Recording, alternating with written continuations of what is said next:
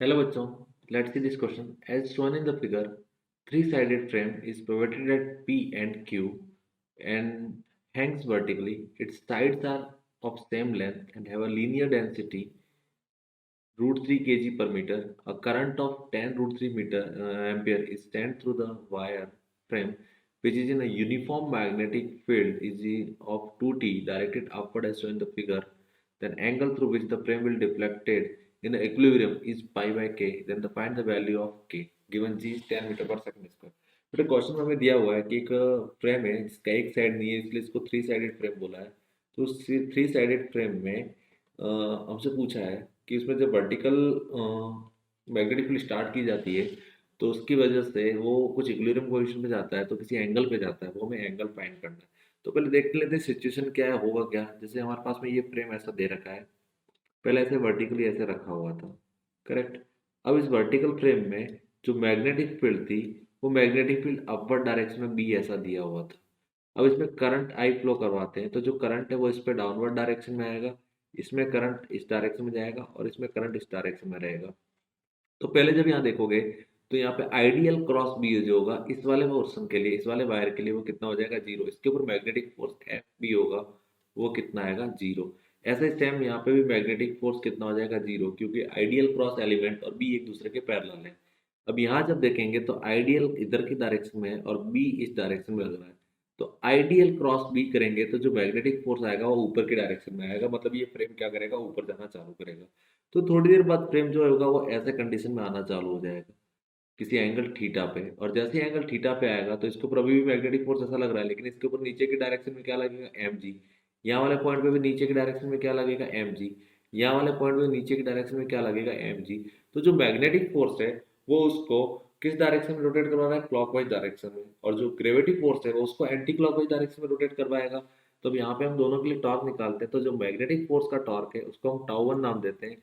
वो सिर्फ किसकी वजह से आएगा, मैग्नेटिक फोर्स की वजह से आएगा. और मैग्नेटिक फोर्स कितना है, आई एल इंटू बी.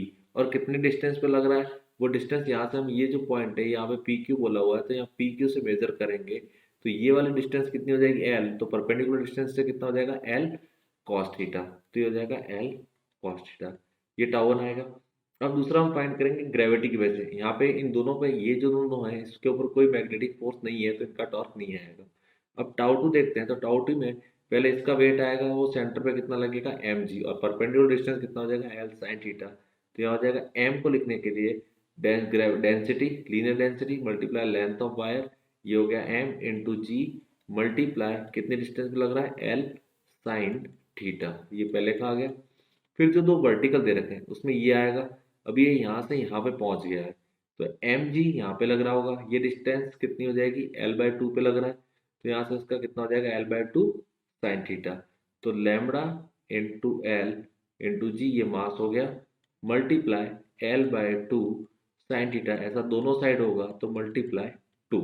तो यहाँ से जो टाउ टी आएगा, टू आएगा, वो two times of lambda L square G into कितना हो जाएगा, साइन थीटा. और इक्विलिब्रियम कंडीशन में बोला है तो जो टाउ वन का मैग्नीट्यूड है वो टाउ टू के इक्वल होना चाहिए. तो टाउ वन हमें क्या दे रखा है, आई एल, यहाँ पे ये सब स्मॉल एल ही है, ये इसमें कंफ्यूज नहीं होना, ये स्मॉल एल है, I l square B cos theta is equal to two times of lambda L square g sine theta आ जाएगा. So ten theta is equal to, tan theta यहाँ पे कितना हो जाएगा, tan theta is equal to I B upon two lambda into g. I का value कितना दे रखा है, टेन रूट थ्री. बी का वैल्यू कितना दे रखा है, टू टेस्ला. डिवीजन में टू इंटू लैम्बडा का वैल्यू कितना दिया हुआ है, रूट थ्री, और जी का कितना लेने बोला है, टेन. तो टेन से टेन कैंसिल, टू से टू कैंसिल, रूट थ्री से root three cancel. So ten theta is equal to कितना हो जाएगा, one. So theta is equal to pi by four. 45 degree हो जाएगा ना, तो ये कितना हो जाएगा, पाई बाय फोर. तो आंसर मैच करवाएंगे. हमें से बोला है कि पाई बाय के इक्विवेलेंट है ये, तो के का वैल्यू यहाँ पे कितना हो जाएगा, फोर. तो final answer is four. Best of luck.